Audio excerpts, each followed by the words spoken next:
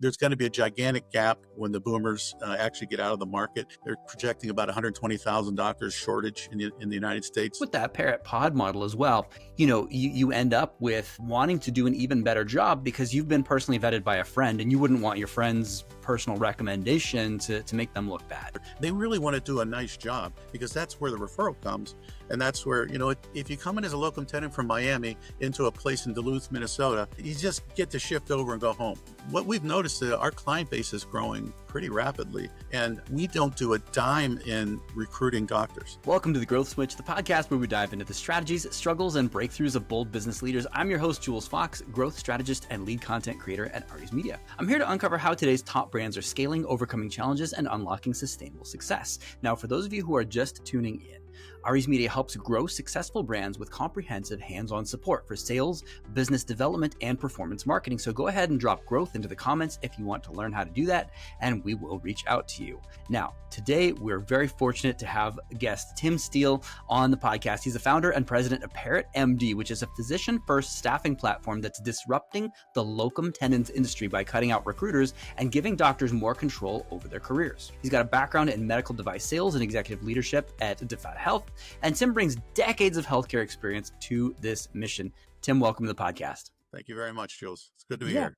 Hey, thank you so much. And you're up in Duluth, Minnesota, right? Or you're up in Minneapolis. Yeah. How do you like it up there? I love it. Been here about 27 years. Grew up in the Pittsburgh area. And then my medical career took me through New Jersey, Connecticut, and then we landed in Minneapolis. Used to work for an old startup called SciMed, which eventually got bought by Boston Scientific. Met a lot of great people there, a lot of great leaders. Yeah. I would love to know more about Parrot MD. It seems like it's filling a really great gap in the market. How did you come up with the concept? Well, spending, thousands of hours inside the operating room and getting really close with specialist surgeons, they would, every Friday, hey, doc, how you doing for the weekend? What's going on? Oh, I'm on call. Or we're short staff. I've got to go in and cover. And then maybe Monday, hey, doc, how was your weekend? Oh, I was on call. So I thought to myself, there's got to be a solution here. And we started looking into the coverage market in general. And with so many doctors, not backfilling, a lot of the younger generation kind of avoiding medical, becoming doctors and physicians. There's going to be a gigantic gap when the boomers actually get out of the market. They're projecting about 120,000 doctors shortage in the United States. There's a need. And then when we started looking into what the service is for coverage, obviously we came upon the largest 30-year supplier of that, and it's locum tenens agencies. And look, there's a couple of major ones, and there's just a handful. Every state has a bunch of smaller locum tenens agencies throughout the country, but they all use the same model, and it's pretty much backfill, get a warm body in there, get the shift covered. Don't really build a deep relationship, but just get the shift covered and move on. So we thought we'll look at their model, we'll study it really intensely, we'll come up with the top 10 things they do, and we'll do the exact opposite within our model. And that's kind of what we developed over a couple of year period. We built a platform, an app platform, and we rely heavily on a technology platform that really works well, cuts all the phone calls out, all the emails out, all the texting out. It connects the hospital directly to the physician and avoids the middleman in general. So it's really a cool, trusted way for the hospitals to get coverage. The other thing that we do that they do it somewhat, but it's totally our business model, is we find local doctors to work local hospitals. So a lot of times a doctor will come in from Cleveland one week and then Miami the next week. They don't know the culture. They end up upsetting the staff. They're not the most skilled doctors. A lot of times locum tenens tends to hire bodies, and there's a reason why those doctors may not be working out in practices or that kind of thing, and they find a home in the locum tenens market. So we tend to do the exact opposite. We find the very best doctors in the specialties that we're gonna serve. Mm-hmm. We talk to them about our model. They love the idea. And the really nice thing that these doctors usually have 5 or 10 peers that they know extremely well, that are extremely skilled. And we create what's called a Parrot Pod. So the pod, we walk into the CEO office of the hospital. We with our Parrot Pod leader. He tells them about the pod that he has, which is really high-end physicians that are very interested in working some shift coverage service and not having to get on an airplane, not having to sign a contract. We don't contract with our doctors at all. It's very, it's a very Uberish type model. The hospitals really love the fact that, they're going to get a local doctor, knows the culture, is highly skilled. And usually when they start with us, we have a very high retention rate with our clients, and we have a very high retention rate with our doctors. Yeah. Yeah. That's great. It's so funny that you said Uberish model, because I thought to myself, gosh, it sounds a lot like Uber. It's as easier as ordering a car, except with, all the back end. You've vetted these doctors. You've found the very best talent that you're going to connect them with, and I think that sounds like, you have addressed all of those industry problems. Yeah, there's really like five major problems that the market is surviving on. It's a $7 billion market in the States. We really focus on the rural markets. The 6,000 hospitals across the country. We look at the 1,800 rural markets. Why rural? Because they're the ones that struggle the most with keeping staff. Obviously, people don't move into their towns. If you're going to work in a rural hospital, you almost have to settle or live in that rural area. If you're not a rural person, usually you won't take a job there. So they struggle with coverage a lot. I would say 90% of the rural markets struggle with coverage issues on an annual basis. And if you look at their P&L, that labor cost is just it sticks out like a sore thumb. We come in with our model. It's a local model. So if someone's up in Duluth where you were born at, and they're bringing somebody in from Cleveland or Miami and to cover shifts, they like our model because we'll bring somebody up from Minneapolis, or we'll bring up somebody from St. Paul, or we'll bring somebody up from the Duluth area, or we'll bring up somebody from maybe the Crosby area that our doctor, our pod leader, knows them well. We vet them extremely hard. We actually let the hospital vet them too. So it's a two vetting process. So they know and get to meet the doctors before they bring them onto the pod. They love that. So, and then they're all local. And the really cool thing about the model is from a cost perspective, we actually save the hospital a lot of money, because that margin's pretty high if you go locum tenens. Not only do you pay for an invoice for the shift, but you're also paying for the travel to bring them in.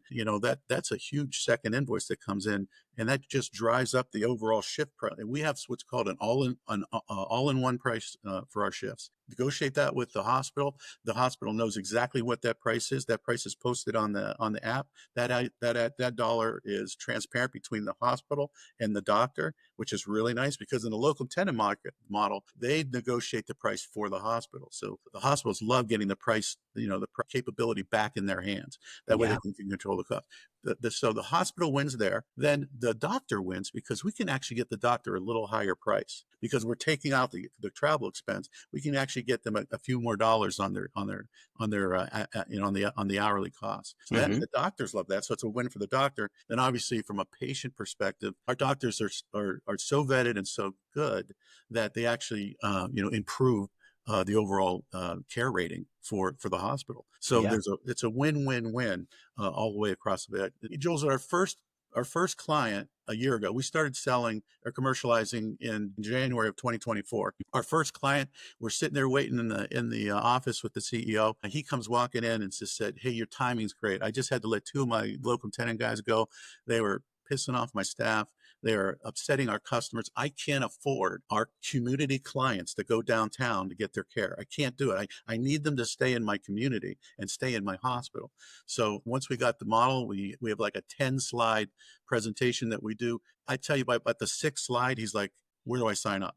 And that happened with us literally for our first 6 clients. It was the same way. It was a good recipe. The localness is great. High-end quality doctors is great. Saving them a lot of money was great. Our fee is very low cost. We have a very low fee, probably half of what locum tenens charges. So that really helps us in a price positioning. And then what happens is they use us for about a month. They kind of plug us in where they need us. Then obviously they start seeing the staff's like, "We like these folks," So then all of a sudden we're starting to get more and more of the shifts. Yeah. That's the best marketing, is just doing a great job. It is. Just do a great job. And, And our doctors are really cool. This is a really unique thing about our model, is the doctors actually take a lot more ownership or care or concern when they go in, as opposed to maybe a locum tenens doctor that comes in that just wants to get the shift done, get it over with and get home. Where now the Parrot doctors, they know they're not under contract with us. They're not under contract. And,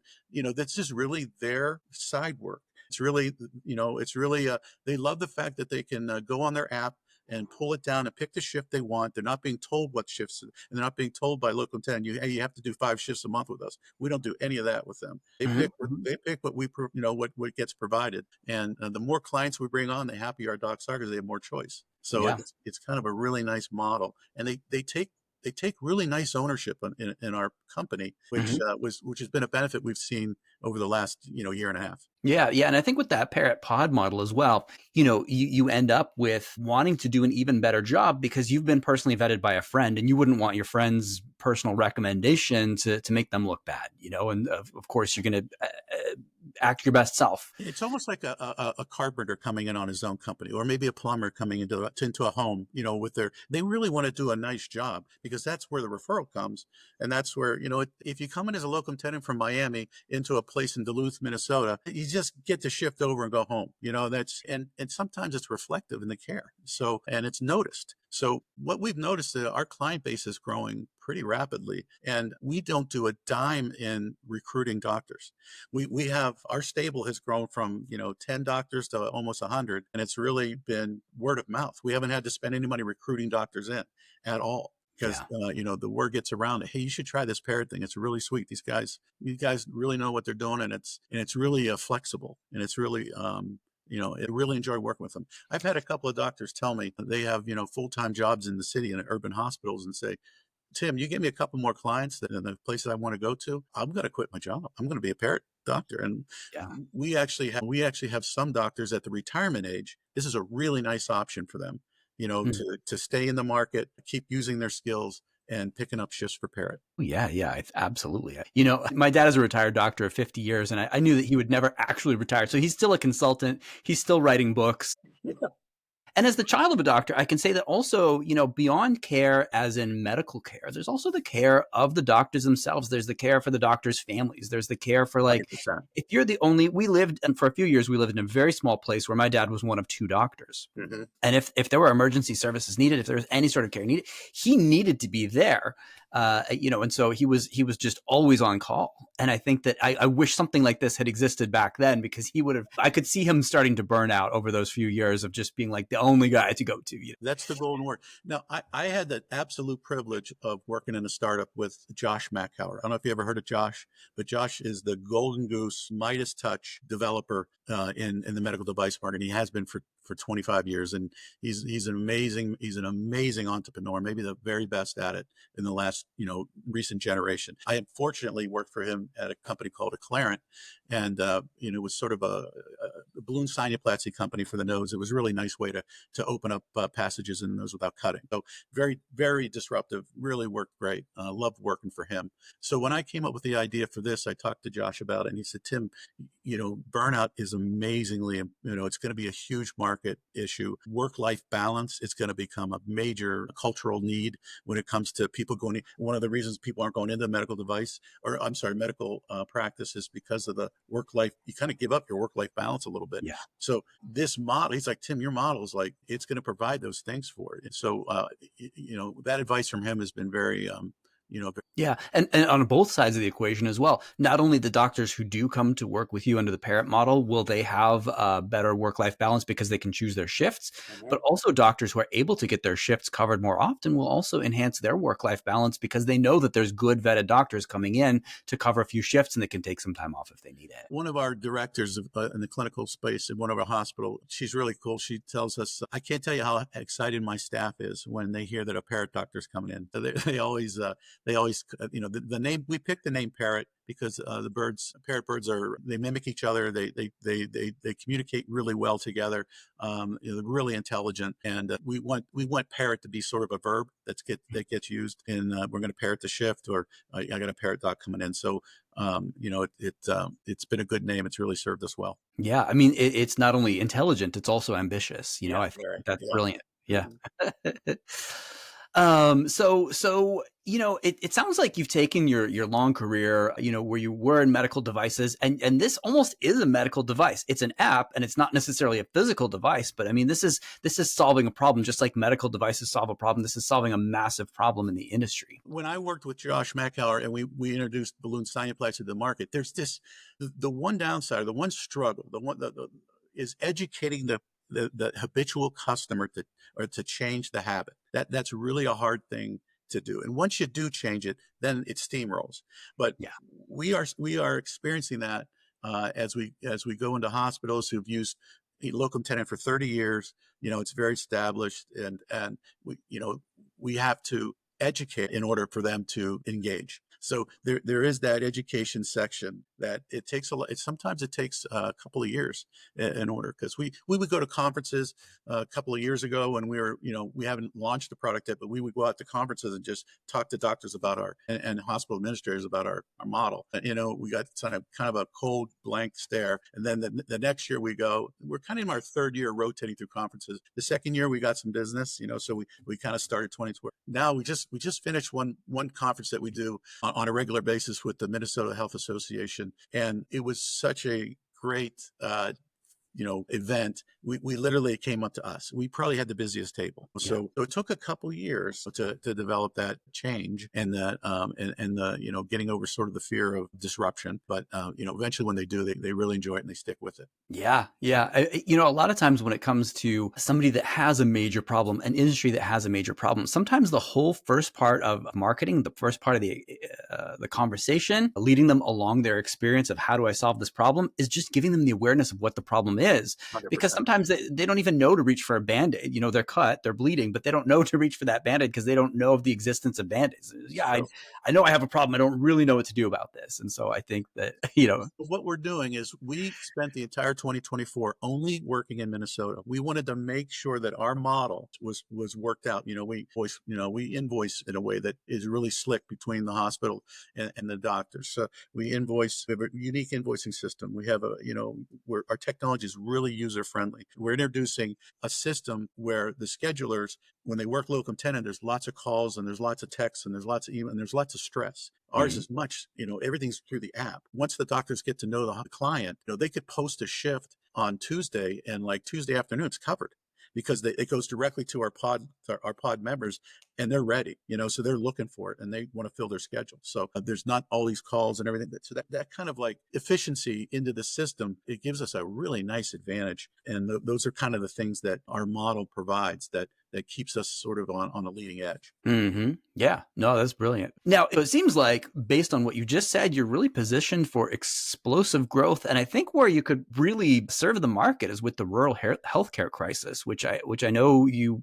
have a lot to say about. So how do you envision yourself serving that market? That's a great question. That's kind of where we're at right now. We're really happy with the way things went in Minnesota. We've got a really nice monthly run rate as far as revenue. We are now looking for another round of so a little bit heavier investment in order for us to enable to maybe go into 20 or 30 states and really take this thing on a national level. We would need Tim Steele's out in other states that can manage the model. We would need to find Jules. Let's say if you are our pod leader in emergency medicine, I would need to find 25 Jules in those states, and they're we'll find them. And then Jules, as a pod leader, you would find your 10 buddies that you really trust and like to go in the model. Then we would go into those rural hospitals and start the process. It'll be much faster than what we experienced in Minnesota, obviously, because we know the model. We worked all the kinks out. The app works great. The doctors are happy.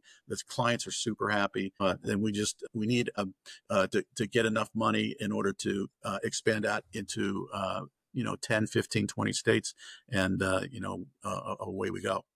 Yeah.